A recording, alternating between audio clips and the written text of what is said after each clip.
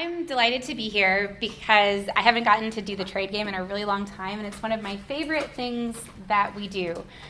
A lot of the stuff we've done today, we've given you a lot of numbers and a lot of facts and a lot of information, and that stuff is embedded in the trade game too, but something that I think is special about this activity is I think it really will help your students build intuitions about why trade is beneficial.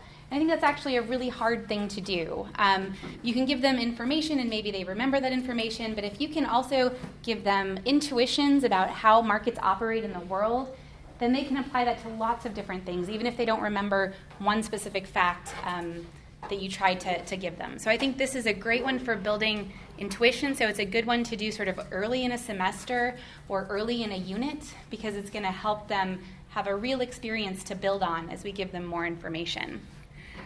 So, some things we're going to talk about, and some things you'll get to talk about if you do the trade game, is you're going to talk about gains from trade. What does that mean? Helping your students understand what that means. Students often understand pretty quickly that trade is mutually beneficial, right? So if I'm willing to trade with Tim, and Tim's willing to trade with me, it's because Tim thinks, oh, I'm going to benefit if I trade with Christy, and I'm going to think, oh, I'm going to get something out of benefiting with Tim. I don't think that's a hard one to get.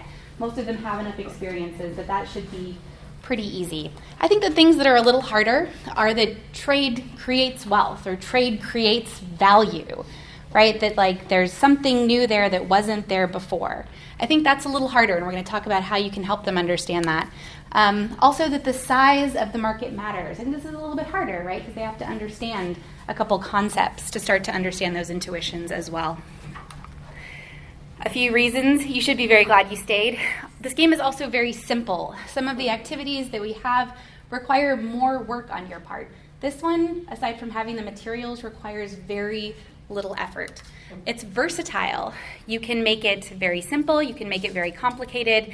If you have 15 minutes, you can do it. If you have 45 minutes, you can do it. You can put as much in it or on it as you want to. It can be fast and quick. It can be long and more in-depth. And also, it's powerful because students will remember it. I very clearly remember the first time I saw and participated in the trade game. It was in 2006. Dr. Howard Bacher at Towson University was the one that did it. I remember so clearly the things that I got and what I traded them for and the interactions with the students I had. This is something Dr. Mitchell mentioned, like you want a student to remember something from your class. This is something that they will remember. And I think that makes it another good reason to add it to your repertoire. So, phase one, I actually don't have bags, but you can have bags if you want it to be more dramatic.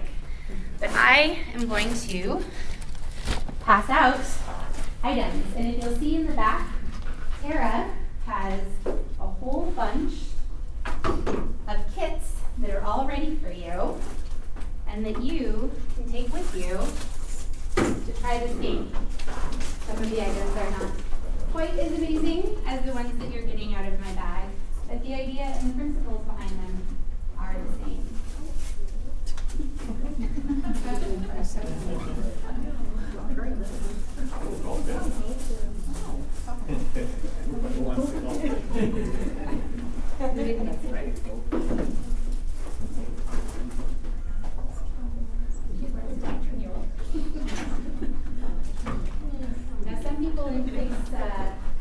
Some people kind of manipulate slightly what people get. Give the largest guy from the football team the lipstick. I do that. Many people do that. I haven't tried to do that too much here, but depending on the class and your students, that's definitely a variation that will help increase the drama and also sort of increase the lesson. Did I miss anyone? Everybody got some? Yeah. Missed you, Tim. Should I try? Okay, so you pass out the bags, or they could be on the desks when they come in the room. So again, if you want to do a quick variation of this game, just have them right there. If you are going to have the bags, you will have to tell them don't look in them or put a little piece of tape on them because otherwise they will get kind of nosy. But again, it sort of depends on how you want to run it. Next, if you have bags, you can tell them to look in the bag but not tell anyone. And then you're going to tell them, write down how happy you are. So you guys do this on a scale of 1 to 10, looking at your item, how happy are you? Oh, Did not. Basically, 1 is 0, no additional happiness. Moderate happiness is a 4 or a 6. And if you're delighted, you could do a 9 or a 10. I don't think I'm going to be able to change that. But the idea is, looking at your item right now, how much additional happiness do you have based on your item? And then we're just going to add it up. Vicki, what is your number? A 4. You're a 4. Okay, Tim. 5. So we're up to 9. A 1, up to 10. 6. 16. 9. You're a 9? Wow, that's good. Oh, it's coffee, of course. I should have known that. 25. 6. Okay. 31. Richard? 5. You wouldn't be happy with me losing. 2. It's caffeine free, so it's Got not it, even, 38. serves no point. Tina, where are you? 10. 10. Whoa, soccer ball. I have no idea. Judy? 10. Uh-oh. Looks like we've got some people who are not going to be participants in the next round. You're 2. All right, we're up to 60. Here. 7. We're up to 67. What have we got here? A 1? Aw. 68. What about you, Marty? Is it Marty? 3. My kids are 18. Then I say 71. Paul? 2. 2. 73. David? 6. 6. Okay, so we're up to 79. That is the sum total of happiness that I have achieved with my random-ish allocation. Stop while you're ahead. No, absolutely not. We'd be losing out on a lot of value if we did that, right? So you can have a student add up the numbers, you can add up the numbers. If you want to get a little more math skills in there, you could say, okay, what's the average happiness of the person in the room? What's the median happiness of the person in the room? So you can interject a little bit more, have the students do it, maybe ask them to calculate it in their head, right? Tell you what the number is. There's lots of ways you could integrate math a little bit into this experiment as well. So this is kind of important for the drama of the activity. So I don't know if you have whiteboards or if you would use a spreadsheet, but write the 79 or whatever your number is very large so that they can see it and remember it. That's an integral part of them getting the sort of message of the experiment. So let's see. Okay, phase 2 of the experiment is you are now allowed to trade, but only with someone where you basically don't have to get out of your seat. Now you guys are a little spread out, so I'm going to say within one table of you. You can trade, but only with someone within one table of you. So I'm going to give you 2 minutes. And so you can try to trade with someone. You don't have to. Nobody has to trade. But if you want to trade, you can trade with people within one table. Can we try to get, is that just one trade? So that is an excellent question from Jake. Jake said, can you trade again? Absolutely. But again, you can set up the rules how you want. I think letting them discover arbitrage is a good thing. But you might want to, again, if you're trying to have a short time frame, you might sort of nudge them a little to discover that themselves. Yeah. Okay. Are we pretty much good? All right, so now we're going to do it again. We're going to say, you had your chance to trade. Here's a trade. Last minute. A late trade. Then we're going to add it up again. So, Vicki, where are you now? 4. Still at a 4, okay. Same 5. Same 5. Okay, so we're up to 9. Sir? I'll go all the way up to 2 this time. All the way up. We've got 11. Lane? 7. 7. That's 18. That. Can I do 9.5? 9.5. It's up to you whether you want to let people do that. I guess I'll allow it. You just want to leave some room in case something happens. I see. 27.5 then. 7. 7. Okay. So 34.5. Richard. 10. A 10? Okay. Now no sniffing. I have to tell you. 10. Up to an 8. You're just going to go like, whoa, unicorns. 5. Let's see. Still at 7. Still at a 7. 4. Okay. 16. Judy, where are you? I'm still at a 10. Still at a 10. Still at a 10. Okay. David, where are you?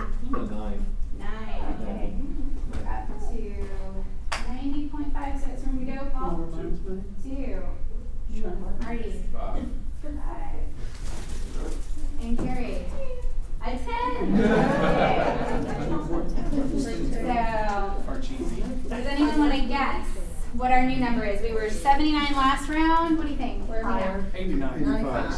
107.5. Yeah? What's arbitrage? Arbitrage. So like maybe Beth doesn't want her coffee. Maybe Jake does, but maybe they were sitting too far apart, right? So maybe Lane could be like, I'll make this happen. So yeah, and again, you can kind of modify the rules for your students' levels and how much time you want to spend. So I just want to, again, and so you'd write up really big next to the 79, 107.5, right? Look how much happier we all are. And then, let's see. Add up the numbers. So we got phase 3. Okay, now you can trade with anyone in the room. You've got 2 minutes. Anybody you want. What do we got? I have French pencils. Ooh la la.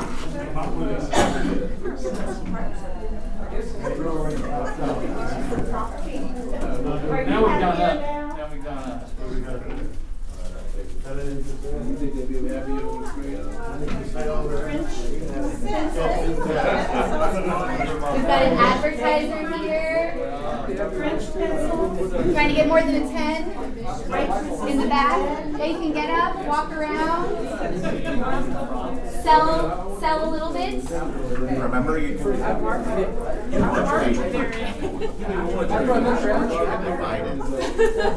Oh, that's great. Daniel, again, making himself invaluable, reminding me that Judy, were she a little entrepreneurial, could open up her goldfish box. Judy, you could open up your goldfish box and give away some goldfish. It doesn't have to and then be you'll accumulate all more stuff. goldfish. Anybody want a bag of goldfish? You want to give away one of your team bags? Any of it. You can divide stuff up, especially if you're doing this activity with candy. Something you can do is give people like multiple pieces of one kind of candy. That can kind of encourage more partial trading if you want to let them see that. Would you like a French pencil for some cheese? One French pencil for some goldfish. One French pencil for some goldfish? I'll trade a pencil for a goldfish. It's not just any pencil? Great persistent lead made in France. Did I speak? Ooh, ooh la la. All right, 10 seconds. 10 seconds to wrap up those final trades.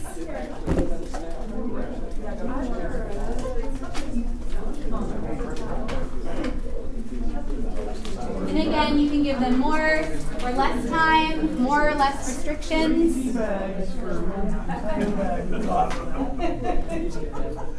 All right, so we're going to do the last round a little bit faster. I think you all kind of get the point. So if your score went up in the last round, raise your hand. Say what now? If your happiness level has increased since the last round, raise your hand. Okay, put up the number of fingers if you can, the amount of happiness. 2. Oh, that went up? Yeah, how many? Total. Amount of the increase. 1. Amount of increase. Amount of increase. Hold up the number of fingers. Okay, we got 5, 6, 7, 8, 9, 10, 11, 12, 13. 5? Really? Because Oh, I you're off shared. the scale. Oh, I love that. I was trying to share. So as you can see, we have massively increased the happiness in this room by allowing trade across the room. And so you'd write that final number up and you can show them, look, we can actually even quantify roughly the amount of value in happiness that we have created by this activity. So these are some of the discussion prompts you could use for your students. You could say, what just happened? So pretend you're a student in your class. You don't have to answer for you. What's something you think a student might say after this activity when you ask them, what just happened? What's that, Tina? We had fun. You had fun. Well, good. That's an important part, too. What else? People got richer. Yeah. What else? Sense of increased wealth. Yeah. A sense of increased wealth. Yep. Did they do some trading? Yeah. You think they'll see those? Increased trade brings increased happiness. Yeah, the second round is important, right? So these are some of the things your students might bring up. A question you can ask them: was anyone made worse off? Because it's voluntary. Right, so nobody, Lost it. you might not have made a good trade the first round. You might not have even have been able to make a trade in the second round. Depending on your students and the kinds of stuff you pick, there might be a student whose overall happiness does not increase at all. But as long as the trades are voluntary, they're not made worse off by the fact that other people have traded and increased their happiness. And again, this is reinforcing this idea, which I think is a little bit easier for them to get. Trades should be mutually beneficial. If you made yourself worse off, you made a bad trade, right? And you should learn from that. But it's not generally what happens when trade is voluntary. So I think this is the point that you really want to hit on in your class. How did it happen? Right? I didn't go after the first round and say, like, Vicky, here's some crayons to go with your pencils. I didn't go up to Lane and say, hey, do you want some more, sorry? You got the brush for some. Yeah, or I didn't say, like, hey, you also want this other pool cleaning thing, right? Like, I didn't add anything to the game. It's the same amount of stuff. We just moved it around. And moving it around to the people who wanted it is what creates the additional value. But you did open up borders by the third round. I did. Yeah, I went totally free market by round 3. And I'm gonna talk a little bit about in the variations about how you can play around with that to sort of help your students understand different lessons. So, and then again, I think definitely you wouldn't ever want to do less than 3 rounds, because a major point from this activity is that larger markets create more value. It's not an accident that round 3 is more than round 2, right? So you wouldn't want to just do 2 rounds, unless I guess you could do like just allocation and then free market if you want to do a really quick version. But these are 2 really important points that I think this activity helps get at. Now, Jeremy started with a quote from Adam Smith, and I'm going to end with a quote from Adam Smith. And for those of you who are familiar with him, one of the things he famously noted was that the gains from trade are limited by the extent of the market. So I'm going to say that again. The gains from trade are limited by the extent of the market. So what does that mean in the context of this game? Or you could ask your students what they think that means. What's something that could have been different that would have been less limiting to us? If you're restricted only say one row, this is the only row that can trade, nobody else can trade. So then you limit your markets.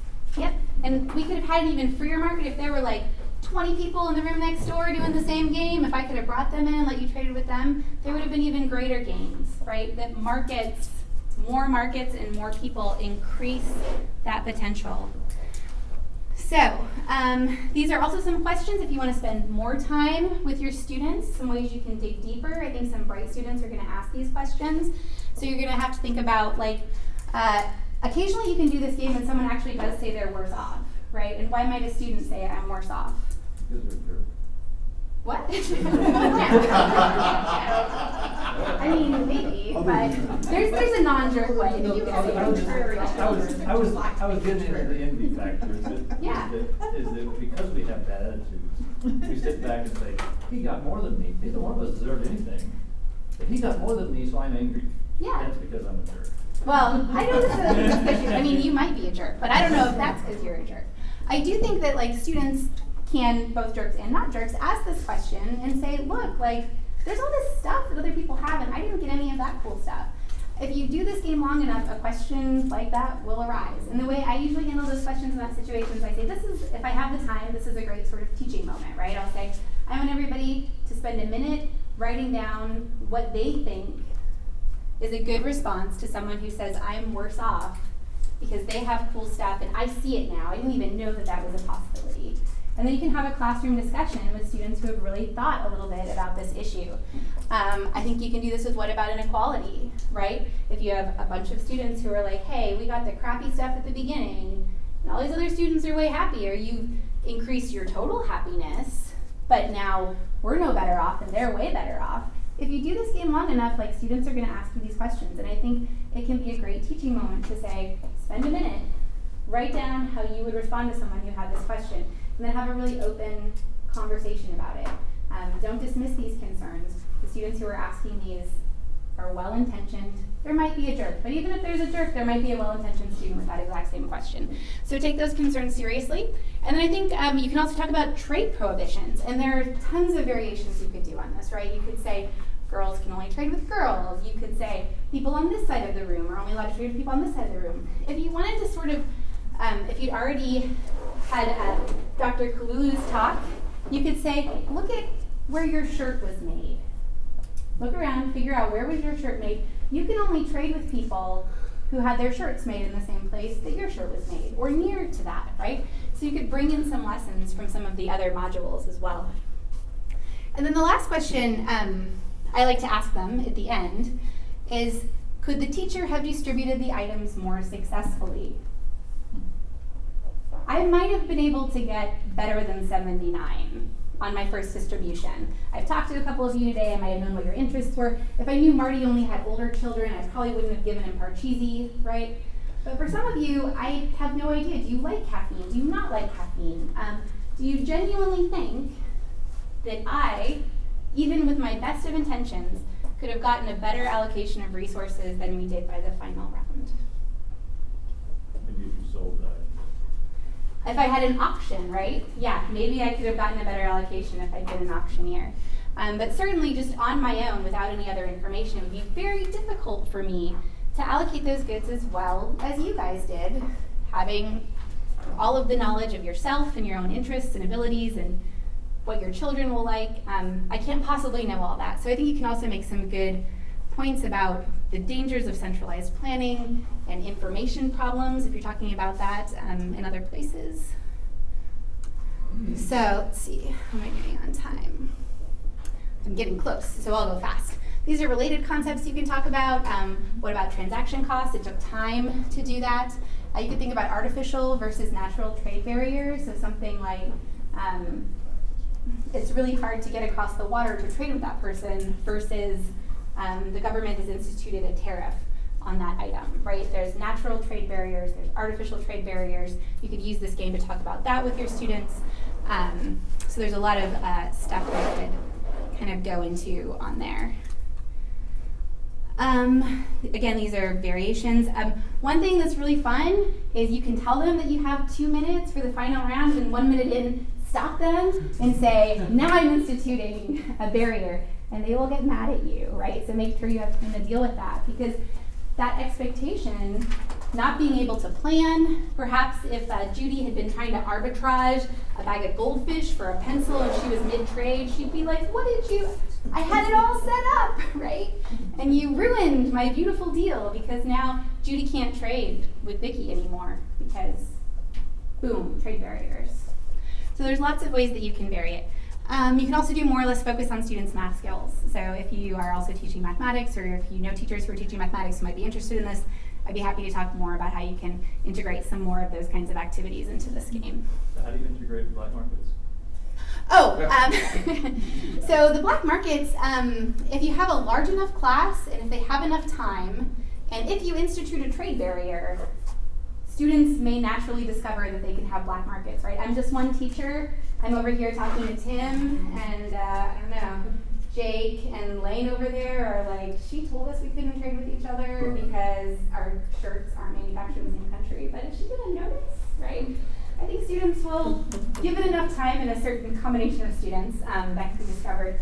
Also, some faculty are a little bit more nudging on issues like that, right? If that's not being discovered, they might go over and say like, Vicki, did you think about the fact that I wouldn't be watching? And so you can kind of increase the drama and the fun of the game. I've actually done a similar activity with 5th graders. You have. And thievery. Yes, I came across thievery. Well, you have a great property rights point that you can't. Yeah, they left their desk to go trade and left part of it on their desk, and when they got back, it was gone. More valuable lessons. Another point that I've seen happen is students will pull a dollar out and say, I'll sweeten your deal now. That addresses a little bit of the auction idea as well. So, and I just want to say, there are so many variations of this game. If you YouTube it, Google it, Bob Lawson has a wonderful article where his version is there. When you take our trade kit, actually Bob Lawson's version is in the trade kit. So if you want to, mine's similar. He has a couple of things that I don't do. I do a couple of things he doesn't do.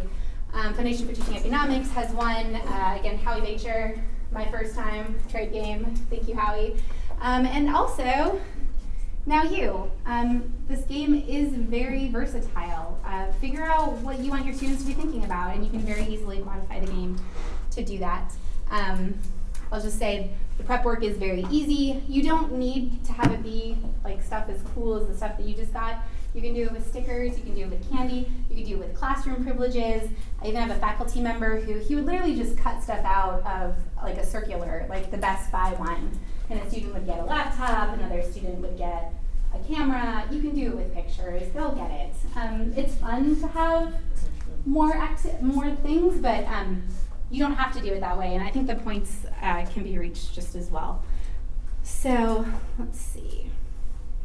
All right, and I'm going to give you a concluding thought so that I hope I don't go over too much. How many of you are familiar with the poet Gary Soto? Many of you know him? Tara knew him, of course. He's a favorite of mine. And I'm going to share with you a poem of his that I think about a lot, not only when I'm doing the trade game, but just in general. Is there anyone who would be willing to be an out loud reader for us? Lane, would you do? Yeah, sure. Okay, great. Right here? Yes, there it is. Okay. Today is going to cost us $20 to live. 5 for a softball, 4 for a book. A handful of ones for coffee and 2 sweet rolls. Bus fare, Rosen for your mother's violin. We're completing our task. The tip I left for the waitress filters down. Like rain, wetting the new roots of a child. Perhaps a belligerent cat that won't let go of a bald sock until there's chicken to eat. As far as I can tell, daughter, it works like this. You buy bread from a grocery, a bag of apples from a fruit stand, and what coins are passed on helps others buy pencils, glue, tickets to a movie in which laughter is thrown into their faces. If we buy a goldfish, someone tries on a hat. If we buy crayons, someone walks home with a broom, a tip, a small purchase here and there, and things just keep going, I guess. So you might recognize some of those items. I also think using something like this is a way to draw in some students who might have a harder time with some of the other presentations of economic material. But when it gets right down to it, I mostly include it because I think it's beautiful. And I think, like Jeremy was saying at the beginning, a lot of times in economics we focus on money, but money is a veil, right? And what hides behind that veil are the things we want in the life that we trade for it. And I think that's something that's beautifully captured in this poem because it's not about the coins, it's about the goldfish and the hat and a beautiful day with your kids. So I hope you can take some of the stuff that we've done today and help your students understand that. And if we can be of help to you guys at all at Acre, I hope you'll let us know. So thank you for being here today.